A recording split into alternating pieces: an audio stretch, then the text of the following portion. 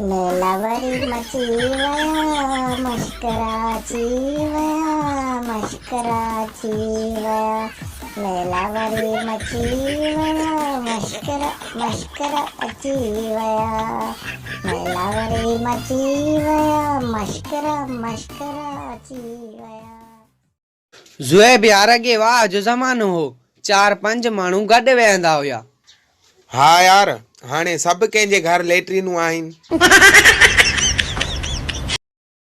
मां चांहि थधी करे पीअंदो आहियां, उहो इन जे करे मतां मुंहिंजे दिलि में रहण वारी कारी न थी वञे। तोखे ख़बर आहे, जॾहिं बि मां ॻोठ खां ॿाहिरि वेंदो आहियां, सभु ॻोठ वारा मुंहिंजे लाइ दुआऊं कंदा आहिनि। अच्छा, उहो छो? छो जो उन्हनि जो मूं ॾे कर्ज़ रहियल आहे। यार, मूं वारो बाबो चवे पियो, अॼोके दौर में उहो माण्हू कंध मथे करे हली थो सघे जंहिं वटि मोबाइल न आहे। हू छेणा सटण ईंदी हुई त हिक ॿिए खे चिटाए ॾिसंदा हुयासीं। हल उहे बि ॾींहं हुया। वरी हुन जे पीउ खे ख़बर पई त निभागे में ई खपाए छॾी। अॼु मां दिलि खां पुछो मोहबत छा हूंदी आहे।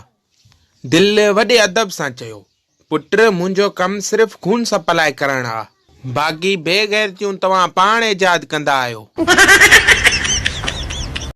अरे यार ज़ुएब काॾे थो वञी? यार वञा थो घर ॾिसण।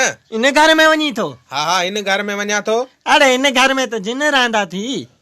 अरे पोइ छा थी पियो, अधु किरायो इहे जिन बि ॾींदा। भाउ ॾे यारी साजन मेहंदी त ॾे जंहिंमें ऐश्वर्या आहे। हाँ भाऊ अचे। भाउ हिन में ऐश्वर्या त कान्हे। हाली हुनखे अभिषेक वठी वियो आहे शो ते। पोइ हे पंहिंजी वठ, उहा अचे त पोइ वठी वेंदो मां। भाऊ टमाटा आहिनि? हा भाउ आहिनि। कीअं ॾींदो आहे? हथ सां खणी तराज़ी में तोरे थैली में विझी हथ में ॾींदो आहियां। ज़ुएब यार ॾाढी बुख लगी आहे, कुछ घुराए खायूं। हाँ यार, हे वठ सो जी पेप्सी वठी आ ऐं सो जा समोसा वठी आ। ॾाढी देर कई त बुख भी ॾाढी लगी आहे यार। हाँ अची अचो। अरे खाली छो मोटी आयो आहियां? यार मूंखे त ख़बर ई न पई पेप्सी जो कहिड़ो नोट आहे ऐं समोसनि जो कहिड़ो नोट आहे। जॾहिं अंग्रेज़नि खे बुख लॻंदी आहे उहे पिज़्ज़ा बर्गर घुराईंदा आहिनि, ऐं जॾहिं सिंधियुनि खे बुख लॻंदी आहे उहे वरी चवंदा आहिनि, वञ पुट 10 जा पकोड़ा वठी आ। कुझु छोकिरियूं पेपरनि ते एतिरो त तयार थी ईंदियूं आहिनि जो सम्झ में न ईंदो त पाण पास थियण ईंदियूं आहिनि या ॿियनि खे फेल करण। कुंवारा असां आहियूं ऐं गणती वरी पाड़े वारनि मासियुनि खे आहे। जिथे बि मिलनि थियूं चवनि थियूं, पुट हाणे वॾो थी वियो आहीं, शादी कर।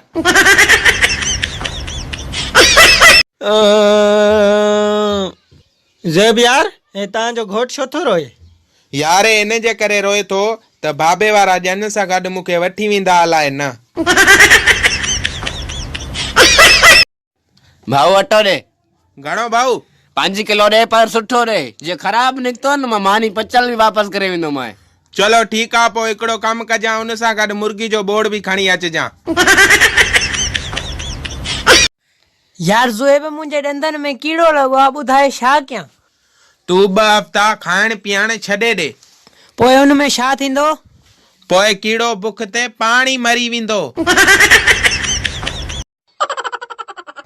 अरे इहो छो पायूं बीठो आहे?